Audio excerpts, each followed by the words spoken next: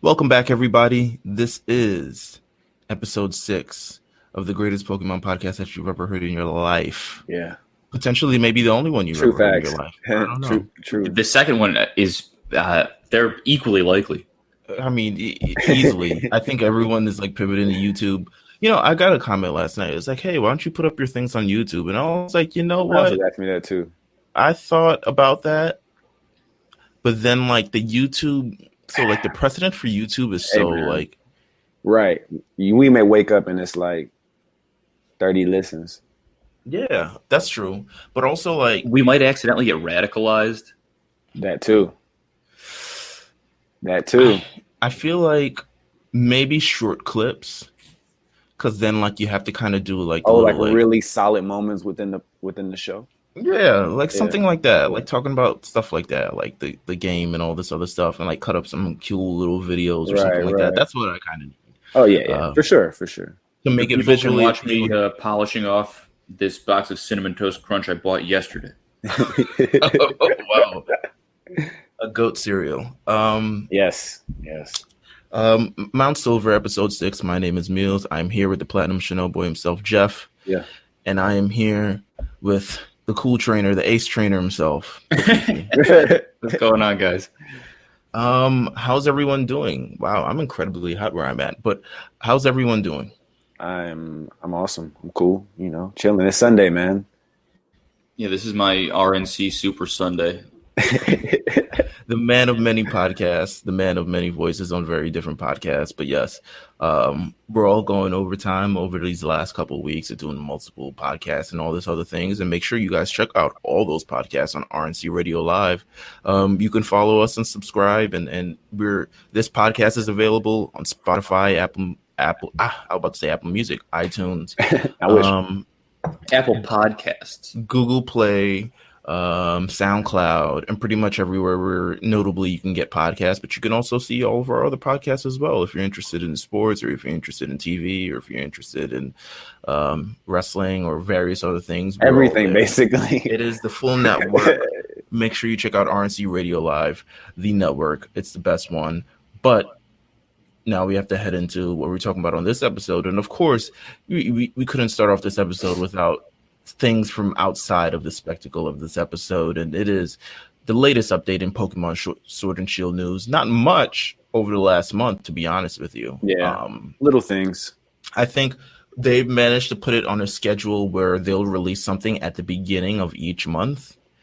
And then I expect over the next month and a half, considering it's like we're at less than 50 days until this game drops, we're going to get the evolutions. We're going to get more regionals, possibly more Galarian versions. But I bricked my Switch. Yeah, I was going to ask you about that. I saw your tweet about it. Dude. What happened? Let's talk about this real quick. Because yeah, please. I don't know what the fuck happened, but my only explanation, honestly, is that I left it completely off of the dock for like a really long time. But I mean I know. Yeah. But I put it on the dock and I got this like flashing green light, which is apparently terrible. Yeah. And then I charged it for hours off of the dock, like just directly. Right. Nothing. Man, what? I know. I'm gonna try to. It could be worse. It's like $99, which sucks, but is also what I paid to have my 360 fixed in like 2008. Yeah. So I'm glad that they haven't, like, for some reason they have not raised that price. That's crazy, dude. Have you like just Googled the issue to see if anybody else dealt with it? Yeah, and it sounds like if like the factory reset or whatever, like holding down the power button and shit, if that doesn't work, then it's bad. Damn. Yeah, I don't know what happened. Anyway, I'll be getting it fixed before. Yeah. But still, dude, what a disaster. No, I remember experiencing that on my PS2 once. There was some error. I forgot some error where it was just ended up like you put in the disc and it would start like making loud like buzzing noises and really start like fucking up all your games. So I had to return it to Sony, I guess. And you know, I went a week without a PS2, but I remember all those sort of terrors. And that sucks, bro. Fuck. I don't even have one yet. I'm still, I still gotta get one. I'm pretty much, You'll be able to, you can walk in and grab one. Are they doing away with it or something? I felt like I checked it out on Amazon recently, and it's like there's only one left, and I don't know if they're supplying any more. It could just be like a holiday, like a momentarily bullshit. Yeah, thing. I think it's like a holiday coming up type thing, maybe. Or I'm maybe not sure. Is there two versions of the Switch? Like there's one like an old version and a new version where it's like they like upgraded a battery or something. I feel like possible. That's totally likely. Yeah, I'm not sure personally, but yeah, I'm not sure, dude. I've had my Switch since opening day. Like I got it like the day it came out, and I haven't personally had any issues with mine. But that like what Pat was saying is like, yo, that's ridiculous though. Like, that is trash. Regardless, if you keep it, I don't care if my Switch has been off the dock for 2 years.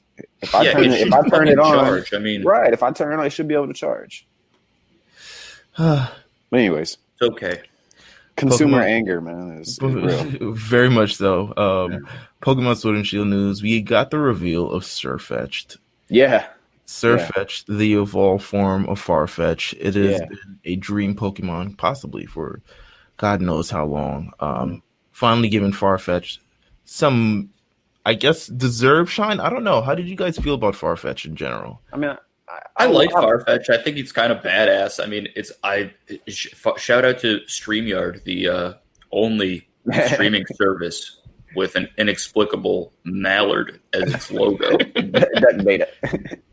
But Farfetch'd is great. I don't know that it needed an evolution. The evolution kind of looks a little more like Farfetch'd's like mean cousin in the Mafia more than an actual evolution of Farfetch'd itself. But it's pretty good. Could have been terrible. It could have been terrible. They could have really messed this up, but I think they got it absolutely right to me. It looks cool. It works with the region, which is like most important. Cool. The name is cool. It looks like, to me, it looks like it's set up to be like a Super Smash Brothers character. Like, depending on how they're gonna push it in the anime, they're embracing the the memes and all the funny stuff on Twitter about it. So I feel like it's definitely it's something that's supposed to work long term. You know what I mean? Yeah, and he's a good way of getting in. Like I always complain that there's too many humanoid like Pokemon, and this is a good way of kind of serving both things. That he's kind of humanoid, but still, it's obviously a fucking duck. Yeah. Obviously.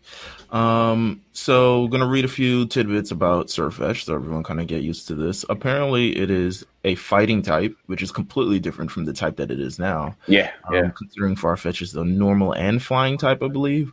So this is a fighting type, so its type completely changes. For some reason now it weighs 257 pounds. that sword and that shield, man. I'm assuming it's the sword and the shield. Yeah. That's just my that's my. How tall is it? It's 2'7". Oh yeah, damn yeah. I hope it's a sword and a shield. This is a dense son of a bitch. Surfetched, a noble knight. This is all of Pokemon's official website. It says a noble knight that fights fair and square. It says the Farfetch of the Galar region. I don't know if it's Galar or Galar still at this point, but we're gonna. If I feel fancy, I'm gonna go Galar. If I really need to get to something quick, I'm gonna say Galar. Let's try to get Galar this weekend. The Farfetch of the Galar region can evolve into Surfetched after experiencing many battles. They are calm and collected, and they make a point of always battling fairly. They are so noble in battle that they are often chosen as a motif for paintings.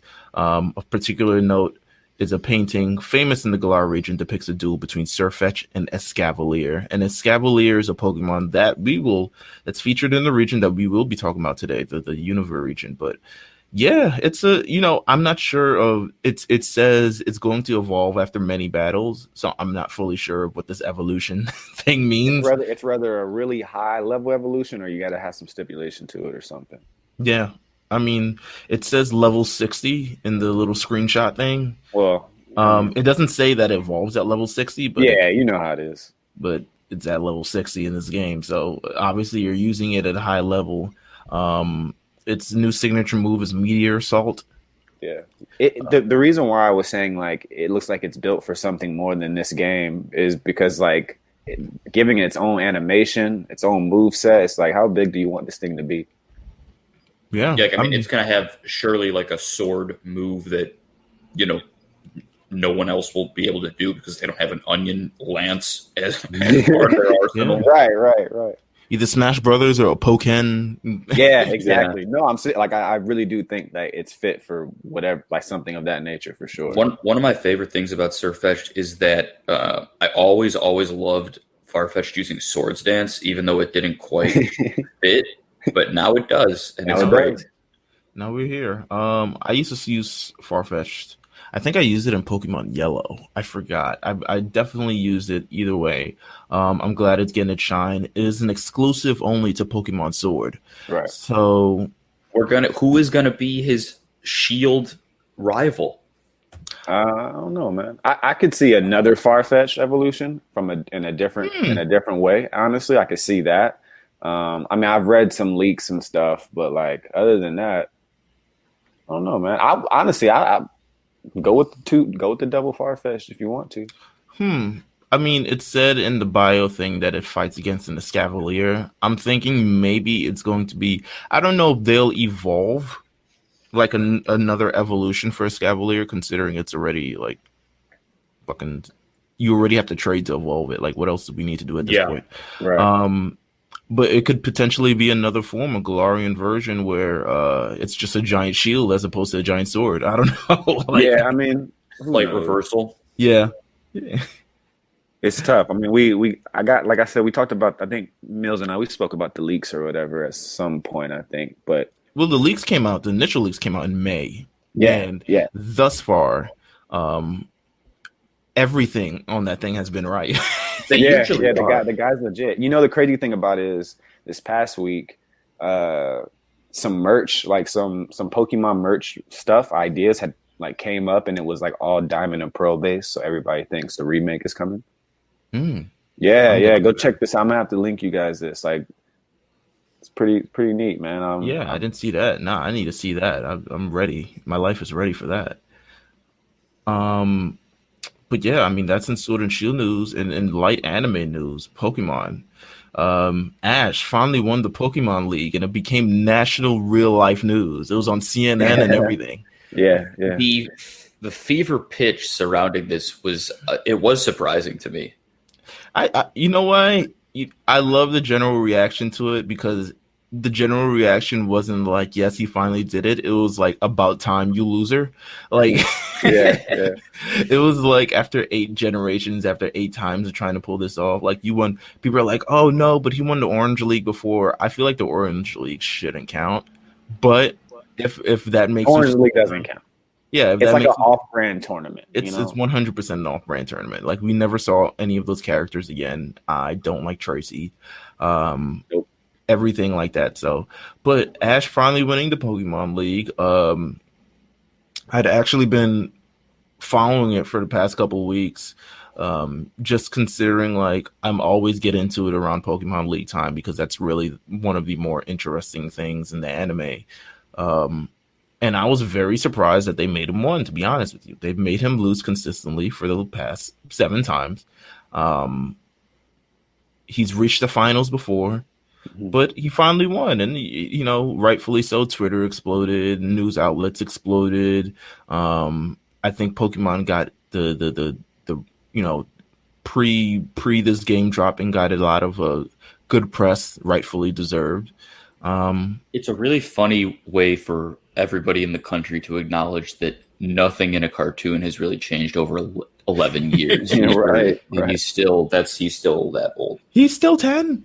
He's still like, I mean, yes, he's still 10. It's an anime. I don't know what to tell you. Still 10 years old? It's fine with me. Yeah, I really don't care. Yeah. It doesn't matter. Early this morning, the official news for the new anime dropped. It's going to be just called Pokemon. There's no like Galar region or Pokemon Sword and Shield or anything like that. It's just called Pokemon. It features, once again, as we talked about a couple weeks ago, actually probably on the last episode. I'm saying a couple weeks ago, like it wasn't last episode. I'm gonna take this from Cerebi.com. It says Following the leak of a poster on Friday, it is confirmed that Ash will return in a journey around the Pokemon world. In the announcement, it showed a trailer featuring Ash and a new trainer called Go. I'm assuming Pokemon Go. Yeah. And their partner, Score Bunny. Okay, so Score Bunny is getting the official push. The sorry Swabble, sorry Grookey. Easiest thing to hawk stuffed animals of. Yes. Yeah. It's merch. They probably figured that out. These first few weeks. Yeah. Into this game, or first few months into the game. It's a kicking rabbit. It'll just who's selling the most right now? What can we do? Jeff's all ready to take him to the soccer game. Yeah, bro, I'm telling you, he's a soccer player. But my issue is, well, I guess it's not an issue. I guess it's not an issue. I was gonna say, what is your issue? But no, this is my issue.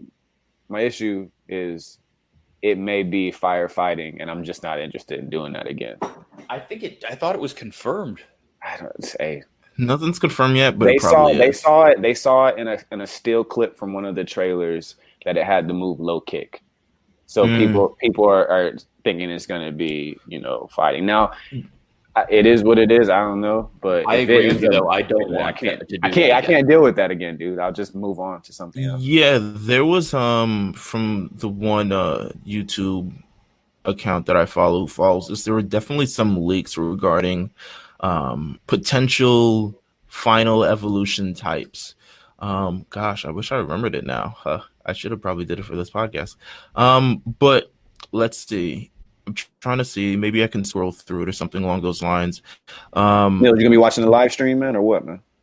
I'm probably gonna have the live stream on the whole time. 24 hours? Why not? Yeah. Let's see. Oh no, it didn't leak. The actual types. It just leaked what they're probably gonna look like in the end. Swabble is going to be a chameleon, which is kind of cool. It's a little water chameleon. Yeah, I did read this. Okay. Score Bunny is going to be. It says Usagi. I'm not sure what Usagi is, unless it's a soccer player. I'm sure it is. And Grookey is going to be obviously a giant gorilla. So we have that to look forward to. From the starters, we haven't heard anything yet. I'm assuming before we get to the next episode, I'm just going to assume before we get to the next episode of this podcast, before the X and Y episode drops, we will 100% know what these evolutions will look like. Usagi is a rabbit in Japan. Rabbit. Okay, all right. So it's just a giant rabbit. It's kind of like a Digimon. Yeah, probably. But back to the anime. So Go is going to have his partner Score Bunny. It debuts on November 17th in Japan. No ideas if they'll do the co-premiere in the United States. Obviously, it is not popular that much here. And Go's goal is to get the mythical Pokemon Mew and to catch all Pokemon. So old school goal. I like it. Yeah, I like it. Yeah. He's obviously heard of Mew. He's a glisten. We have to find it. And that'll take him, I guess, through all regions for some reason. We will find out, the anime is worth a conversation as well. That maybe we could talk about a few in a future episode, but it's worth a conversation of how kind of disappointing it's been. Yeah, I really like that idea though of exploring all regions, but it's more for selfish reasons on my own. It's like, okay, well, what can they do with a video game then if that's what they're going to do with the television show? I mean, this is true. You got to keep it all together. Yeah, that's a good point. Let's give me a game. All video games digitally. Right? Hey, but I wouldn't even be mad at that. Like, honestly. Do it, you cowards. Yeah, like if they were like, guess what? All the old Pokemon games for handheld are coming out on Switch store or something. I'd be like, okay, say less. I considered Meelz going out and getting Black and White 2 this past week. I didn't have time to make it happen, and I wasn't about to start calling a bunch of GameStops, but I think I'm going to order it pretty soon. On Amazon, it is very expensive. Yeah, I know, but I mean, I'm sure there's a used version, don't get me wrong, but the value of this game, considering I guess they don't sell it anymore, and I don't know if it's like the game's really good, so we're gonna make people pay a lot for it. I don't know if that's the thing. I think it's still $50 at GameStop used. There is a copy on. There's a copy on Amazon that is $114. There's a copy of White 2 that is $95, and the black version on Amazon is $99. Are they open? They better be brand new. I'm assuming they're brand new. Yeah, they look new. Oh, then I was about to check the Prime only thing like a old jackass. There's definitely used versions that I would buy. I've bought refurbished versions of games before, so it's not a. Most I pay. I might have even said this on this podcast. The last game I remember buying. Oh no, I talked about ROMing it. Is it that Tactics Ogre game? I paid like. I think I only paid like $30 for it, but it was a Game Boy Advance game that I basically paid retail for. Like right. You were just, I gotta have this. But yeah, I had to have it, and I still I bought it like intending to get like the 100% ending, and I didn't do it, so that's why I downloaded that ROM. That's hilarious. Okay, all right. Man, I'm adding this to my. Hey, it's only $35 at GameStop used. Oh, okay, that's not bad. Yeah, no, that's not bad at all. That's right there. That's right in business. So I would suggest that you buy that because it's a really, really good game. That we'll be talking about pretty soon. Quick question: how do you guys feel about the Mario Kart? It's bad. I heard you can't play against other humans. Is that true?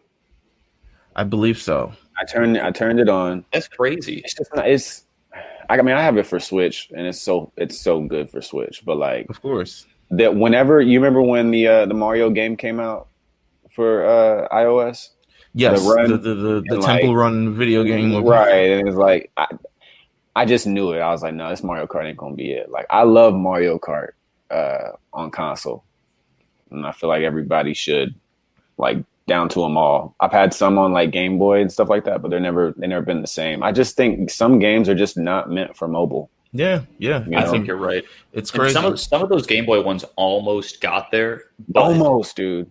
Almost. But they were never very good. I mean, I remember that first one that came out for Game Boy Advance, I think, and I was just like scrambling to buy it because I wanted it to be good. And then I'm like, oh, this isn't very good. It's just not the same. Yeah, it's just not the same, man. But yeah, the one on Switch is really good. But yeah, this is like it's a cash grab. Yeah, you don't need it. Yeah, you don't need it at all. It's a cash grab, and it's been a successful cash grab because it's a. I said cash grab. It's been a successful like a Pokemon. One. Yeah, I know. Because it has, in I think it's 1 day sales, like shattered whatever Pokemon Go's was. I'm not surprised, man. Yeah, so a lot more people are into Mario Kart. I mean, a lot of the kids at the job that I were working at were trying to play it out and see how it went, and they're feeling it a little bit, but like really not. I'm interested in if people will delete the game, kind of like how I deleted Pokemon Masters from my phone. I did. Yeah. I was like halfway through downloading it, and I looked at how long it had been since I started downloading it, and I pulled the plug. Yeah, it's a large game for my phone. I'm not really with it, especially on this new iOS that is that's still being tinkered out. Let's get into the game. We get into the game this week. This episode we were talking about the 5th generation of games. It is a rare occurrence because it really is only 4 games and they're all interrelated with each other, and there are no remakes. There is legitimately, it is Pokemon Black and White, and it is its sequel, Pokemon in Black and White 2. Pokemon Black and White released in Japan September 18, 2010, North America March 6, 2011. Still with their, Japan not dual releases yet. I think that changes with the next generation. But Black and White 2 was also released 2 years later, June 23rd, 2012, and October 7th, 2012 in North America. Where are you at this point in your life? I think we were all generally, we're all the same age. When was this? Whatever. Spring of 2011. Spring of 2011. Oh, I was in college. This was one of the rare occurrences where everyone else in my college that was like my general friends, close friends, like Carlos and like all the other people, were also playing this game. So I had a lot of fun with this game. Don't mind the machine, the fucking motorcycle in the background. Okay. We live in a society. Yeah, no, I was in my second apartment with my friend Scott that we had here in Atlanta. But I wasn't in college anymore though. I was wilding out that year. I remember I was wilding out that year. But yeah, no, it was a good time though. Yeah, this was I think I referenced this maybe in the last podcast, but this was like my second semester of college, senior year. So I had, very little left to do. I was partying a lot at night, but between the hours of like 10 a.m. and 5 p.m., I was going to like one class a day and then going back to my apartment and playing this game and like watching Lost reruns. And it's like one of the fondest memories I have of college and probably like life in general. Yeah, it's the same for me. It's just going back and like experiencing this game and going through it with all my friends, and as they're all simultaneously playing, because I think it was the remake. I think it was Heart Gold and Soul Silver that kind of got everyone like really kind of like back into it. They're like, oh yeah, they remake it, and then when Black and White came out, everyone kind of hopped on that bandwagon as well. But as far as the sort of development of this game is as opposed to why they chose Black and White 2 as opposed to the Pokemon Gray, which was the rumored release, and I think the actual title was trademarked. So I think Pokemon Gray, yeah, because I remember those were like the signs of like, okay, so the next game is coming out, Pokemon Gray, obviously, because Black, White, Gray, whatever.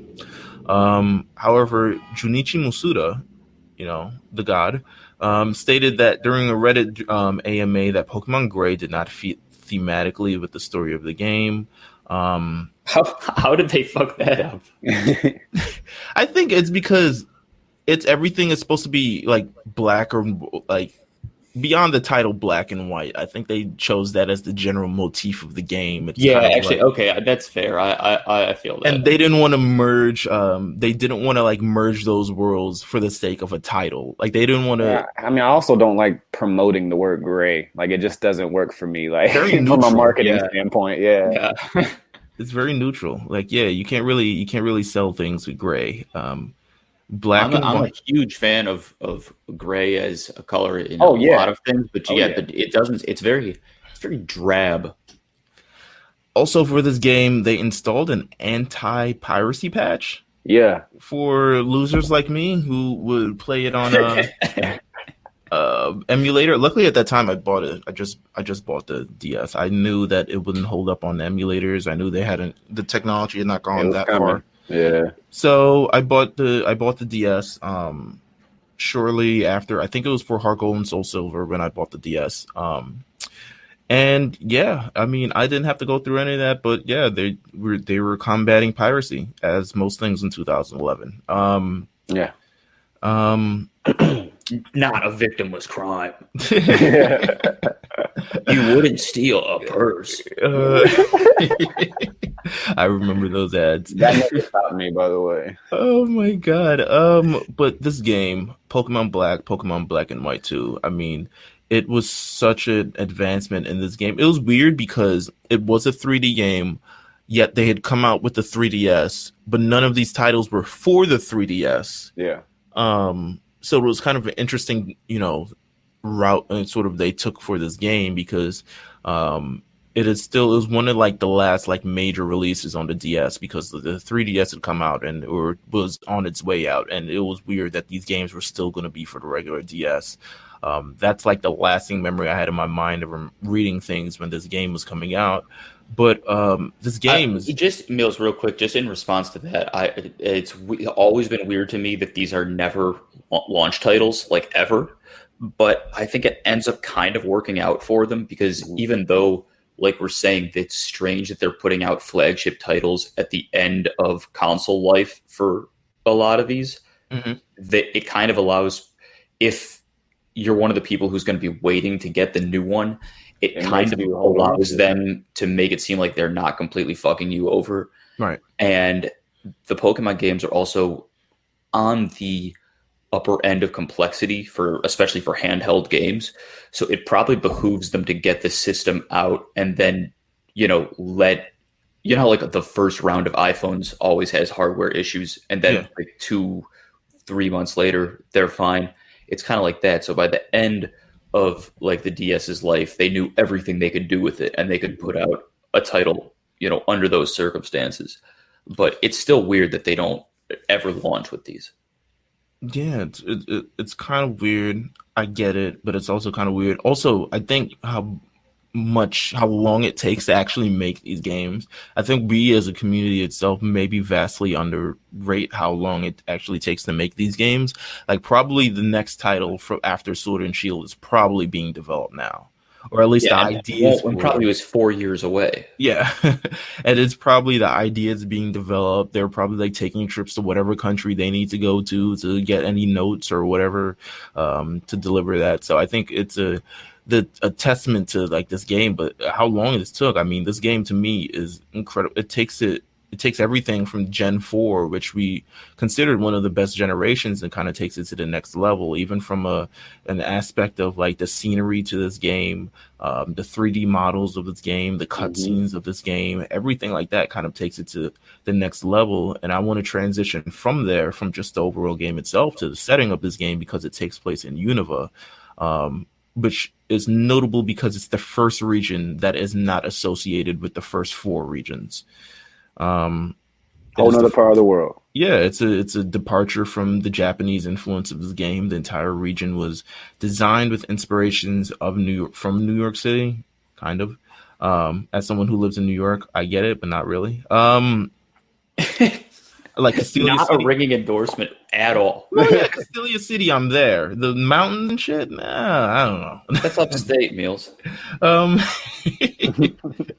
I don't know if it is. I have no idea what the geography's like. No, but the geography of this game, I mean, it's still a game, so I get it. They have to really, with the metropolitan areas. It couldn't be areas, deep New York City. Yeah, they couldn't just make New York City. Like it would be, that would there's be no way they're really making the Bronx if and you Queens. could never leave an enormous city for the entire game.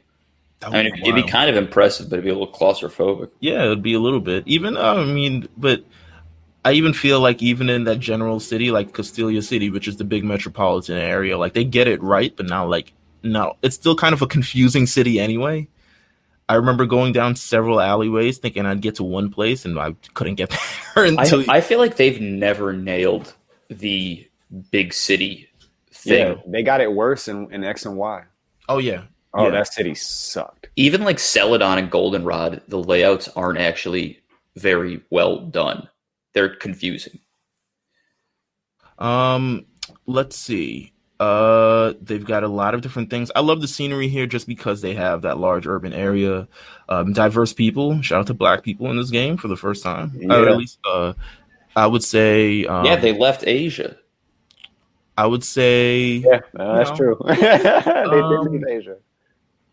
Lots of different items. We got the bridges, which are great. The Two Blind Bridge and the Sky Arrow Bridge, to me, which are fantastic. Seeing some of those zones for the first time was just breathtaking. Yeah. And then besides it being like a great way to hatch eggs as well, like oh my god, run up and down. It's just with the sun rising and the sun setting. That the amusement parks. I love the what was it? The amusement park. What's that thing at the amusement park? I fucking forgot what it's called. Carousel? The carousel or the Ferris wheel or everything like that. And they have the subways as well. I mean, I think this was a very well thought out game in terms of getting that metropolitan area kind of type of feel and adding those kind of landmarks as well. And they had the same, you're going to get the same Pokemon as in the landmarks. You're going to get a forest. You're going to get a mountain. You're going to get some water. You're going to get, although not a lot of water in this game, to be honest with you. Kind of refreshing. Not a lot. Yeah, no pun. If you were using water, I don't think you had to surf that much in this game. But yeah, it's a great departure. Unova to me, one of the it's one of the more prettier and well structured to me regions. Yeah, I would say so. They went hard on animation in this game. Yeah, I mean it's partially due to just how good the animation is, but I mean I would agree that it's one of the best regions. Unova, as we move on from Unova, let's move into the 5th generation of Pokemon, because to me, well, one of the most notable aspects of this game is if you played the original Black and White, and not Black and White 2, but if you played the original Black and White, this was the first time since Kanto where you couldn't get any of the previous Pokemon. Well, Kanto, you couldn't get any previous Pokemon at all. But in Black and White, you started out with 150 some odd Pokemon that were in the game, and you had to get used to them, and you had to know them, and you had to use them, and you had to know all their names and all this other stuff, because those were the only Pokemon they used. They didn't filter it with any other Pokemon from any other gen, right? Which I thought was a great move. To get to people, and I'm still surprised that they don't do this with future gens. Like, even with the Sword and Shield coming up, everyone's, because now everyone's wondering, like, yo, are we gonna get this Pokemon, or are we getting that Pokemon? If they kind of just said, like, hey, these are all you're gonna get, I think it would be a little bit better. But how did you guys feel about that aspect, and did you get used to any of the new Pokemon in this game? I think probably because of this, I know this generation the best actually since Gold and Silver, I would say. And we're going to talk about this in a minute. I don't love the starters, but this gen does have some of my most memorable Pokemon, I would say. A lot of unique Pokemon. There's a lot of Pokemon in this gen that like look amazing. You may not like run them from a competitive standpoint, but you just love the way that they look. They did a really great job, like, as far as animating, designing. Let's talk about the starters for a bit. We can't move past this without talking about the starters. We had Snivy, the grass starter. We had Tepig, the fire starter, and of course Oshawott, the water starter. Who did you guys pick? I picked Oshawott because he was the cutest at the time. Yeah, I think actually it was either him or Snivy, because I do not like Ignite or Emboar. I think they're losers. Well, here's another clash of the firefighting type. I mean, how do they keep doing it? Why do they keep doing it? I don't know, dude. It's like, because to me, and here's my main issue with it. It kind of like, first of all, nothing's gonna be better than Blaziken in that situation. Never. So you're kind of downplaying your future releases every time, because Emboar is just. I mean, why would you, I'm saying as a Pokemon trainer, right? Say a fucking America, our world, right? That's what we live in. Bro, there's no way in hell I see a somebody across the street with a Blaziken and I got my fucking Emboar. I'm going to be pissed. Yeah. It's true. I'm going to be upset about it. The way Emboar is set up, which is possibly one of the worst starters of all time. It's crazy. If the final evolution is bad, that basically makes anything else, it doesn't matter. It doesn't matter. Tepig is cool, but I'm sorry. Tepig is like the best one out of that three, which is bad. Yes. A cute pig. Come on. At this point, the competitive level had grown so much. The fact that this Pokemon was strong with attacks but not fast at all immediately made it a loser. You're a loser. Yeah, you're cooked, man. I can't. There's no way you could use this. It's slower than more than half of the game. And like Blaziken's one of the faster Pokemons in the game, like in the meta in general. Yeah. I picked Oshawott in this. Neither of the. You know what? I think from a design standpoint, Superior to me looks the best. I like Samurott. I don't like Samurott. Samurott looks like a Digimon. It does, but that's not necessarily. That's not bad. Kakumon, yes. Shout out to him. I like it. I didn't like it. I don't know. And then it's weird because it can also like use something as a sword. It's weird. It's the way it's set up. I don't. They gave Superior those little arms, those little leaf arms, man. It really pissed me off, man. I think they just kind of dropped the ball on Superior. It doesn't look like I feel like it's a snake. It doesn't, but it looks like a water snake kind of. Like it looks like, I don't know, man. It's a snake. I think, you know what? I like the design of it. I'm going to say that I like the general. If I had to pick anything with like possibly the most flexible Pokemon in this game, it's this, even though it's still not even that flexible. Like learning Dragon Tail like kind of just makes it an inch above the other two. But none of these in terms of starters were really anything to sort of, throw anything about. But is there any other Pokemon that you enjoyed from this generation? Yeah, for sure there are. I can tell you what I hated. Tell me what you hated. Who'd you hate? The three monkeys, man. Yeah, man, I don't like them either. Oh my gosh, dude. Those monkeys are Meelz, I'm not even looking forward to catching them on Go.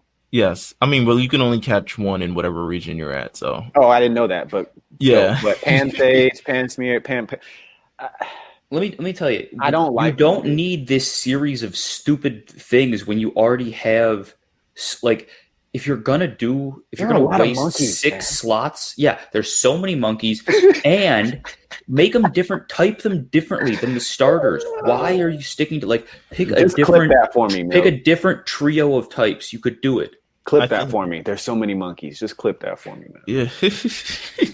That was because if you don't know what we're talking about, you'd be like, "What the hell are they saying?" But there's so many monkeys, dude. It's like, stop it. None of them are especially good. No. They've Primate has even it's just Primate, man. Yeah. But yo, one of my favorite Pokemon this generation, I know Meelz, dude, fucking Whimsicott, man. Whimsicott is a troll. I love it. But it's such a dope Pokemon, man. It's dope. Don't get me wrong. It's one of my favorites. I love it because it's a troll. I love it because generally its abilities, which it just allows it to be a troll, is one of the best in this game. I love Whimsicott. Did they fumble Trubbish? Trubbish, no. I think Trubbish is. I love Trubbish. Give it a Galarian version. Why not? I do. Trubbish. Galarian Trubbish. It's just a different type of Trubbish. They're more sustainable in the Galarian. Oh yeah, these Trubbish, what are they? Just bags? They're just recycling bins. Oh no, don't do that. We can't do them like that. And there's 3 of them, and one's for paper, one's for plastic. Bring it out. We got Tricycle on deck. Galvantula is another one of my favorite Pokemon from this generation. I actually used it competitive a few times. Galvantula is pretty good. Yeah, it's one of my favorite Pokemon in general. I can't wait to catch it on Go, by the way. I don't know if he's actually especially good stat wise, but I liked Sandile, Krokorok, and Crocodile. Man, first of all, the designs are incredible. Turning him red in the final one, great decision. The name's incredible. The look, the personality, perfect. But they fumbled it because I wanted it to be competitive. It's one of those cool looking Pokemon. You're like, I want to use this. And he's not that good, right? He's not great. And especially if you have a third evolution, it has to be competitive.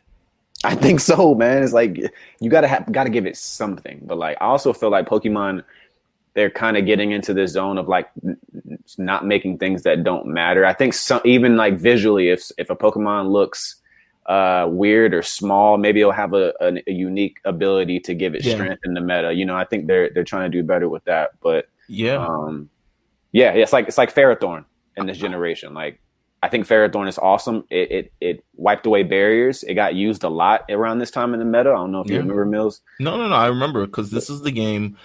Honestly, when you talk about Pokemon in this game, this was the generation, the black and white one, where I said my goal is to legitimately catch them all. I didn't care. I didn't care before. I don't care anymore. But my goal was, all right, I'm filling up this Pokédex because that's what I'm going to do over the summer, and that's what I'm going to do. And honestly, I reached pretty close, but still didn't do it because I didn't feel like contacting people to trade various things. Yeah. But it's so good, and we're gonna catch them all on Sword and Shield, guys. Let's do it. I've never done it.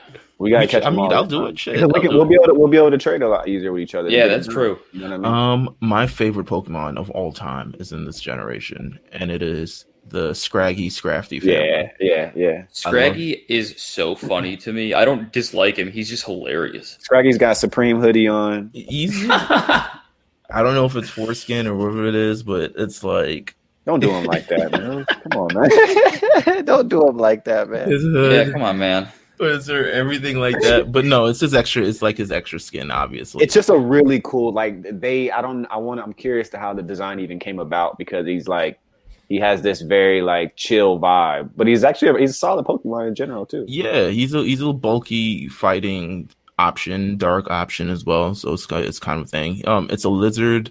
Molted skin, which is its hoodie, It's stereotypical of various urban youth subcultures, namely hip hop and punk, which kind of goes with the area that we're in, with this very urban area that is a lot of Unova. I learned to love a lot of Pokemon from this game. I think. How about Haxorus? Haxorus I used, and I got to badass. That's the first Pokemon I ever got to level 100. Just straight up. That's awesome. Straight up. I got 100% to level 100. It was that's how much I played this game. That's amazing. That's amazing.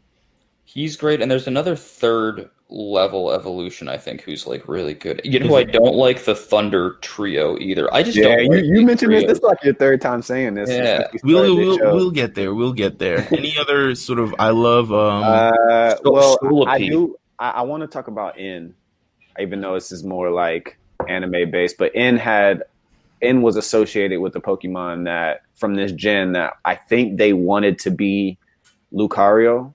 Yeah, it was the kind of mascot of the gen. Right. It just did, but it just never. I think because you know what they put it in the movie, one of the movies. I don't remember which one because I don't remember which one. Gave up on the movies, but they definitely put it in the movies. But you're talking about the Zoroark. Yeah, correct. And they're really cool. Like I think one of the better designs, one of the better dark type, an amazing ability that nothing else really has still. They revealed the first evolution pretty early in the phase, so you know they wanted it to be. They wanted it to be something, man. I don't know if it never like clicked 100% with people, and it also wasn't like crazy good competitively. Mm-hmm. You know, I mean, it's it's like you got to kind of work with its ability in a way. It's like.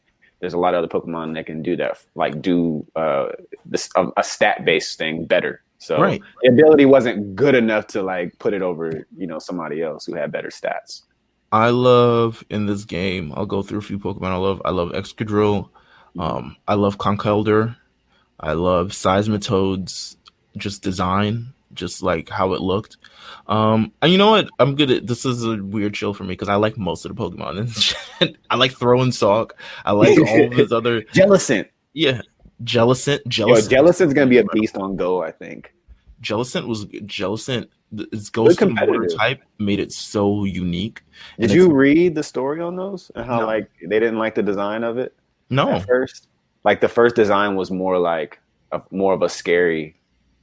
It probably was actually a jellyfish. You know who posted it? Our guy, Dr. Lava. Yeah, he posted the story behind Jellicent. Gotcha. I gotta read that up.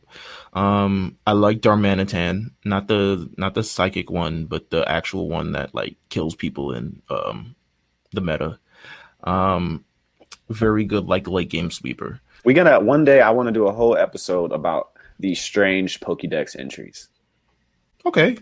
You can definitely do that. I think it's so interesting. I think you'll. It is an amazing idea. Like they're so interesting and so weird and like so not rated G. Like some of them are like if a little kid read that, they might be freaked out by it. You know what I mean? I mean, even like the whole Lavender Town thing, they basically had to phase out. Yeah, they had to. I mean, in the original, he literally admits to, his Pokemon being murked off, and you just fought it in SSN. You literally killed his Pokemon, and they just let it rock. Anyways, there's so much various things in this gen. I loved it. I can go on for days about it. I love most things about this gen, even the ones that don't matter, like Emolga and like Electros. You like Sawbuck? Sawbuck, no. I liked its Horn Leech thing, but other than that, no. I like the deer-esque type Pokemon, but I feel like they always get wrong. Even in X and Y. Deers aren't like they're not. I know cool. you can't like deers aren't cool, unfortunately. But thanks to Bambi. Kind of have accused it up by now. They needed to make a legendary one at some point. But like now they did. They did from X and Y. X and Y. The legendary is a deer. Oh yeah. Also, I mean, and technically, that kind of proves my point because by then they had fucked up deer too much. Yeah. I mean, technically, Arceus is like some type of some type of deer. I feel like it's a thing. It's a I feel like it's an alien. Horse. I don't know. Whatever. Anyways, yeah. Sawbuck is not good. Can we talk about how there's a Pokemon in this gen named Durant? Yeah, it's awesome. It's true. It's the tiniest. It doesn't evolve or anything. They kind of did Durant dirty. Yeah, maybe they'll give it something. Just like Golden State. Yeah. Like Golden State. Maybe they'll give it something. Let's go into the legend of this game, which to me probably the most underwhelming thus far. But it gets more underwhelming as we go forward, so it's not like it's anything. After this point, the underwhelming thing just becomes a general trend. But you had the Swords of Justice, Corny, Cobalion, Terrakion, Verizon. I don't know. Verizon. Verizon. Well, if you look at the way the Pokédex is, I feel like Valcarana was supposed to be one of them, and they just said, "All right, we're going to give you a first evolution." Yeah, like look how that's another instance where that happens kind of often. Yeah, like look how they sit on the Pokédex, and look at their designs. Like it's like they were like, "Oh, we're gonna make one more. And it's gonna be Valcarana," and then like they were like, you know what? We'll give them an early evolution, make it evolve way late to where you don't even want to do it, and we'll take them off that mystical spectrum. None of these are anything worth talking about, to be honest with you. They're very much so. They're part of the game, but they're not. I found love in the Thundurus and Landorus, but that's only from a competitive standpoint. The Forces of Nature trio. So I know exactly what Pat means, because if it wasn't for them competitively being good, I would not care about them. The Forces of Nature trio also like part of the game, but not intertwined too much into the story. They're more intertwined into the region itself. Yeah, which is cool, but they didn't like make that enough of a point. Yeah. I only like Reshiram and Genesect probably. I think what Diamond and Pearl got right is they kind of took every legendary and decided, hey, how can we incorporate this into the story through the region? So you had these trios that can help with the other trios, which help with another duo or something like that. Whereas this one is kind of just a lame duck kind of situation, because it's really black and white, and it's about Reshiram and Zekrom, and then eventually Kyurem. Let's see. That the Tao trio represent Yin and Yang, Zekrom Yin, Reshiram Yang, and Kyurem is Wuji, which is like the absence of both Yin and Yang, or all this other stuff like that. And then they had the DNA splicers play a large part, which make Kyurem actually more powerful in this game by merging them with Zekrom and Reshiram, which was something I never thought they would do in this game. Actually, you know what? I'm lying. I always thought they would merge Pokemon eventually. I'm surprised they haven't merged more. I just didn't think it would get like commercial though. Yeah, you know I'm surprised they haven't merged more. To be honest with you, from a legend standpoint, I don't really want to see, like, if they do it to a regular Pokemon, it needs to be fairly exclusive. Right. The mythical Pokemon, and mythical Pokemon was a concept introduced in Generation 5, which means prior to Generation 5, everything was just legendary. And then there's like, you know what, mythical, because we need an excuse of why you can't get these unless it's an event. I don't. Honestly, you guys on this show, throughout the show, you're gonna hear me call mythical Pokemon legendary. Almost. Yeah, sorry guys. Yeah, no way we'll figure it out. I'm just not gonna do it. Victini, which was given out in an event at the beginning of the game, so you never really had to work to get it. Victini is a fire Mew. Fire Mew. Keldeo, which was this pony. Trash. It had another form. Trash. Looks very like My Little Pony, actually. Like, the design is not great to me. Considering you had the other horses, now it's just like, hey, here's a pony who's probably stronger than all of them. Man, they ain't got a pony right since Ponyta. Yeah. That's crazy. That is crazy. 25 years. You don't like Zeb Striker? Oh, that's a no, zebra. I don't. Well, but still, I mean, same body. That body style, they have not been able to get it right. You don't like the horse and Sun and Moon, the ground? No, no. Oh, Mudbray? Yeah. No. That guy is a good tank early in the game. It is. It can get you through some shit, but like, I don't like it though. Meloetta, both of them to me are pretty forgettable. Awful. But of course, the possibly the most fire one is Genesect. 100%. It has the actual interesting background. I love Pokemon with backgrounds of like they were victims of science. Yeah. And it's just like now they morph into something else because of science. I love Genesec, man. I love Genesec has a cool typing. It's not like anything. a Gundam. It is like a Gundam, and yeah, like Meelz said, human-made stuff is always cool because we always do some fucked up shit to it. So yeah, they always got a background for it. Speaking of backgrounds, I'm only doing this because, let's see how we got thus far in this episode. Okay, the story of the game. What a story! The story is what really drew me in and what really kept me here, and which is why this is one of my favorite games. Just period. Because the story of Black and White exceeds it. I think as I was playing it, I didn't really get the full grasp of it until years later on when so many other terrible stories came out. And I realized that this one was actually pretty good. And it probably didn't hit me until near the end of how good this actually was. Most definitely. The story of this game, or at least sort of the protagonist, antagonist in this game, you're the protagonist. You're actually, the characters' names in this game are Hilda and Hilbert, which is Hilda. Wait, yeah, this is Switzerland. Yeah, Hilda and Hilbert. You encounter Team Plasma pretty early in the game, a group who ideals is essentially to spread that to sort of separate Pokemon and humans, and that humans shouldn't control Pokemon. You know, the same old jibber jabber.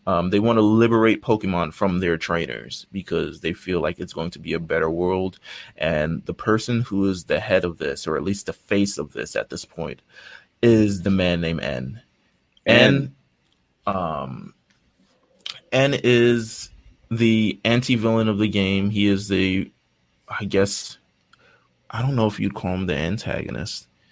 He's something in this game because he's in it for himself. Yeah, he is and he isn't, because he's not really a bad guy. He's not really a good guy either. He was someone who, in terms of just the backstory of it is, he was abandoned by his family. He ended up getting picked up by Getsis, who was actually the true villain of this game. Getsis tries to instill his own sort of, values and things of that Pokemon need to be separated from their trainers. He grows up with that kind of radical mindset. He tries to sort of spread that throughout the entire game. You encounter him in various moments. You encounter him at the amusement park. You encounter him at the Ferris wheel. You encounter him at the subway station. You encounter him, blah, blah, blah. He feels the most like a traditional anime villain, almost, or not even like a villain necessarily, but like, a character who has motives. Has motives, and is just kind of around the whole time. You know why? Because he also didn't look as eccentric as Getsis looks. Yeah, Getsis looks like a who has a cloak and an evil eye. So it's not like, oh, that's a clear evil guy. You'll never say that. He kind of looks like a traditional anime villain as well. So they groom N, and you see this in the beginning of the game where he puts the crown on him. I don't know if it's actual or metaphorical or something, but he grooms him to be the leader, and I use air quotes, the leader of Team Plasma. And you go through this entire game and you try to sort of instill your ideals on him, and he tries to instill his ideals in you. And eventually you meet Getsis in the Seven Sages. You have to defeat them at various points throughout this entire game.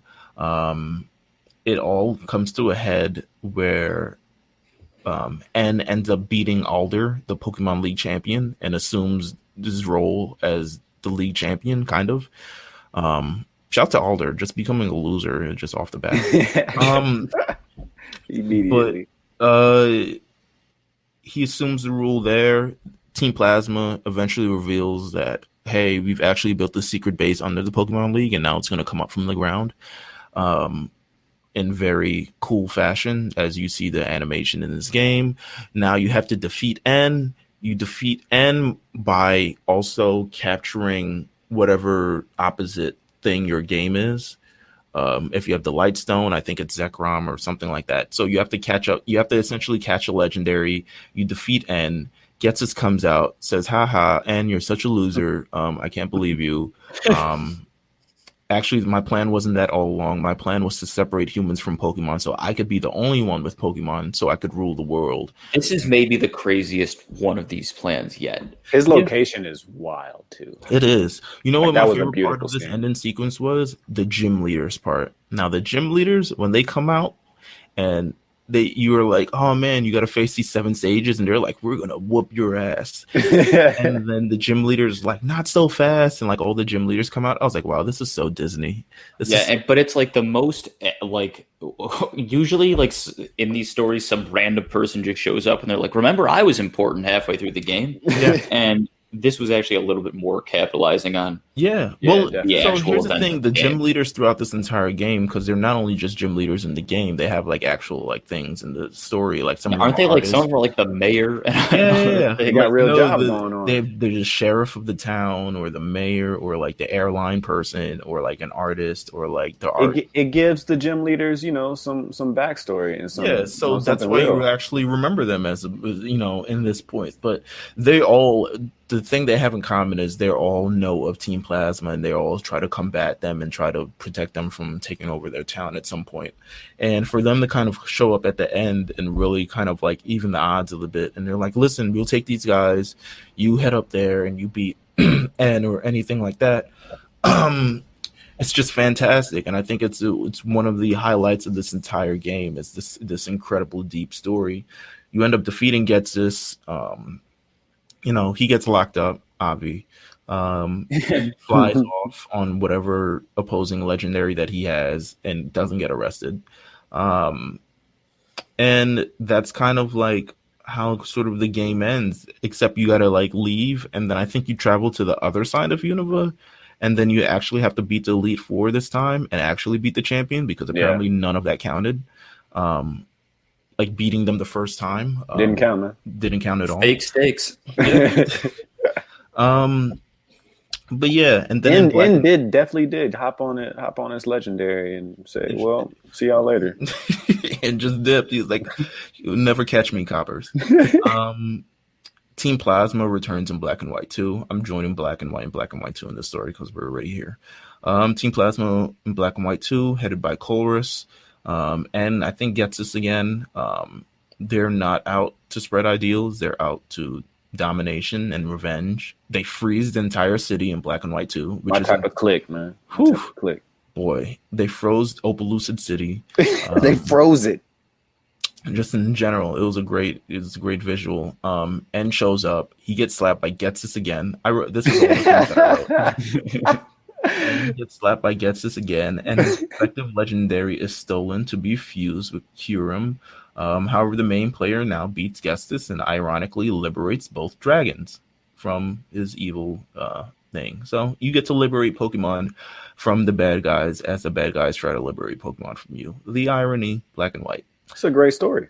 It's a great story. I love this game. But that's the story of the game. Very fair. Both games, I think the stories of both games work out pretty well, to be honest with you. We haven't talked a lot about Black and White 2 and sort of the hell aspect of it, but it was essentially a remixed version of Black and White 1, except it had all the old Pokemon like infiltrated in it. Like you could catch Eevee in the wild, which was still a wild concept to me. Yeah. You could capture what early in the game? I forgot. It was whatever revolves into Lucario. Riolu, you could catch that earlier in the game. Various new gym leaders, a whole bunch of things. Let's get into the story of the game part 2, the main game. In the beginning, your rivals are Charon and Bianca. Not much to say. They're kind of like friends, except Charon is kind of an asshole and Bianca is kind of a ditz. But still a very cool, set of rivals, sure. Professor Juniper, first female professor in the game. Professor Juniper. Took way too long, man.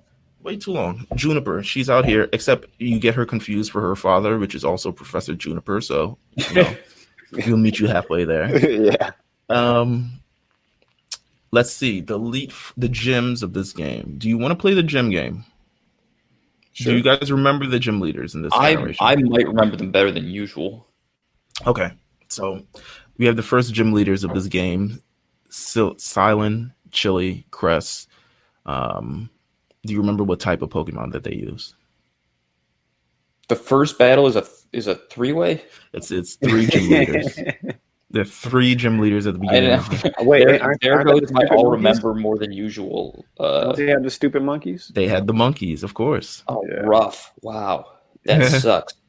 The second one was Lenora. She gave you the basic badge. Kind of insulting. Lenora. I'll give you a hint. I gotta be the first. She's normal type. Yeah, but what did she have though? Oh, she had Herdier and Did she have the chinchilla? No, she had the Watchhog. Yeah. Oh, okay. Yeah. She had the Watchhog that had. If in the anime, it was pretty terrifying. Then the next one you had Berg. Obviously, he gives you the insect. Oh, if I say all these badges, you're gonna get this. But Berg, he was an artist. Give you the insect badge. Obviously bug type. He had the Sawaddle, another Pokemon that I kind of liked, and I actually got that as a shiny in the game. That's how much I played this game. I got 2 shinies in this game. That's really extremely good. I got Mienfoo and I got Sawaddle, both shinies in this game. That's incredible, dude. Let's see. We have Elisa, the model, gym leader of Nimbasa City. I pulled up on her a few times. Gives you the Bolt badge. Her team features Emolga. Let's see what else. I think it was the beginning part of the Electros tree thing and Zebstrika. We had Clay of Drifville. He was the sheriff of Drifville City. He gave you the Quake badge. Texas. Yeah. Yeah, he is. Ground he gym definitely leader. Voted for Trump.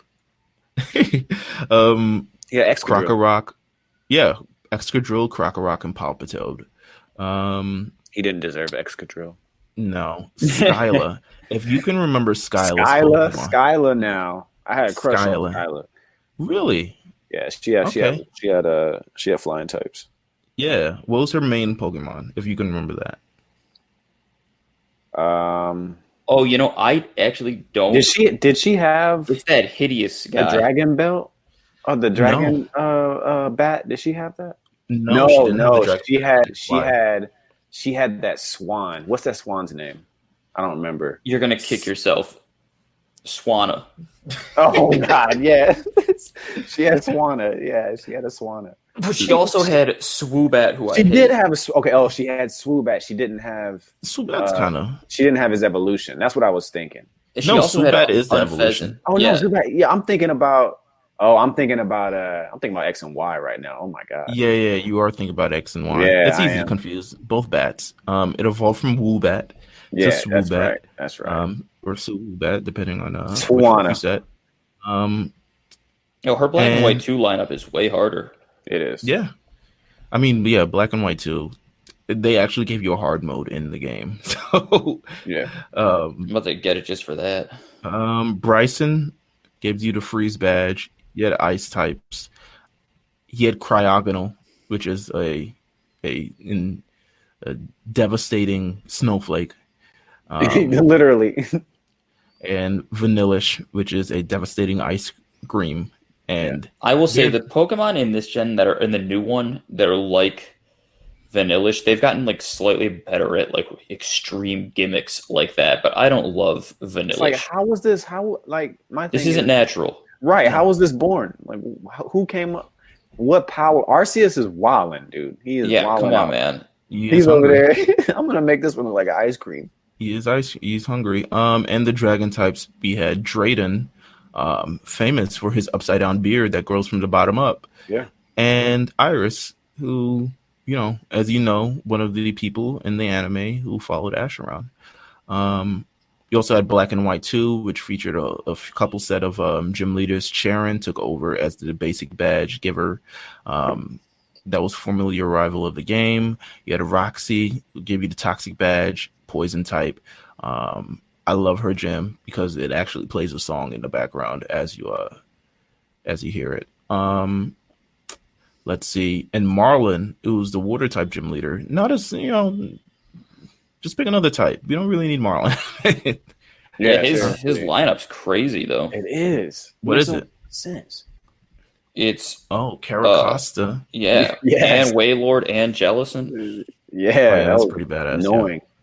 Yeah. All circling level 50. I might have to get Black and White 2 again for real. Black and White 2 is elite, man. Go do that for yourself. I don't really like the Elite Four. The Elite Four really have no presence in this game or anything like that. Outside of wherever you battle them, their lairs, I guess, are fucking elite.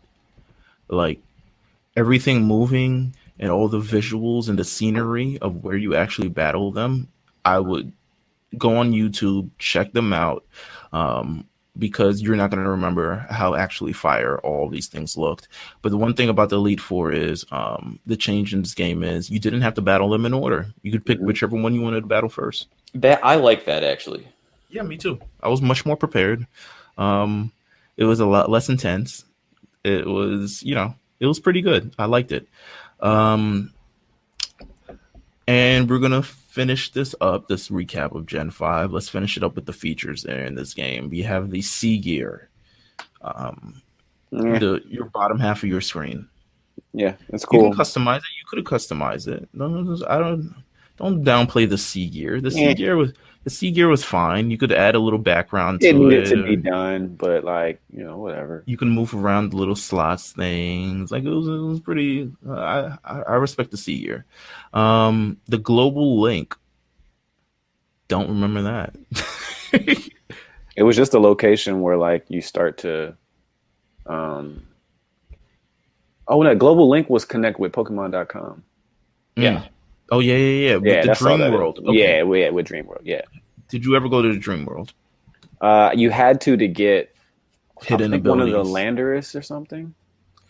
I specifically remember going to the Dream World to get hidden ability Gligar. Yeah. Okay. Because I needed that poison heal. I just needed it in my life. But yeah, I did the Dream World regularly. Pokemon musicals, I don't think we need to talk about. No one did it. Triple battles. Blow right past that. Yeah, suck. Rotation suck. TMs, infinite use. We're here. Important. We're in the future. Important. This is the only instance of nerfing that I am a big fan of. Yeah. I will say I would take everything before this that they also made easier. And the XP share now hitting every Pokemon. Get out of here with just that. One. That's insane. I don't know if it was worth all the other terrible shit that happened, but the infinite use of these is it makes sense. It changes the game on a drastic level. Oh yeah. XP share changes game on a drastic level. Oh yeah. It does too, and not in a good way. No. Yeah, I don't use it too much personally. Easy mode and challenge mode in Black and White too. You were able to, Pat, this is all if you've ever wanted. An easy mode and a hard mode. That thing on challenge mode. Listen, challenge mode, I never done it on challenge mode, but I wanted to unlock it, but I always forgot how to unlock it, and then I was like, fuck it, never mind. I'm gonna look into it again. I've already invested so much into this game, I don't really need to see if I can beat this in challenge mode and or anything like that, but I'm sure it's harder. Apparently everything is 2-3 levels up. The gym leaders are harder. They use different moves, different items, different abilities. Not different abilities, but yeah. Check that out. Let's see if there's anything that I am missing from this game. Is there anything that you guys liked in this game that we didn't talk about? I loved still the visuals, the Charged Stone Cave. Mm-hmm. Which was an electric cave, which is much different than other things. I did the battle subway from time to time, which was the battle frontier, except in subway form. If they had put a little bit more work into, the mythicals and all that, I think this game could have even went further. I think people did fall off a little bit because no matter what, fans, we still care about, mythical and legendary Pokemon, no matter what. I mean, we may not actually use them per se. I don't, but it's one of those things where it still means something to the franchise to have proper legendaries in your game that have personality or that actually mean something. Not just for your animation movies. You know what I'm saying? I forgot to talk about Alder. That's a really good point. Who? Alder, the champion of this league. Oh, well. Alder wasn't hard. He was not as hard as Cynthia. He had Volcarona. He had Buffalant. But you could really kind of just stone edge him to death, to be honest with you. Yeah. And then the other champion of the game ended up being Iris in Black and White 2. Again, not a really particularly hard person. In Black and White 2, I believe you could also fight a lot of the old gym leaders. That's awesome. Which was cool. They added so much to Black and White 2. Like, it's ridiculous. The Pokemon World Tournament opens up in Dravale City, where players battle gym leaders and champions from all other regions. Let's see what else they changed in this game. Ends Castle, blah, blah, blah. New team, Plasma. Looks kind of like... Ends Castle, they put so much work into that shit. That shit's awesome. Yeah. Where does he find this? He's just living in the castle, man. He just is. He just does, man. He just does. With his Reshiram. But yeah, I mean, that is Black and White 2. Black and White and Black and White 2 is some of my favorite games for a particular reason. Just the story is really, really good. The way that this game is so like it's in like the game is just like it doesn't.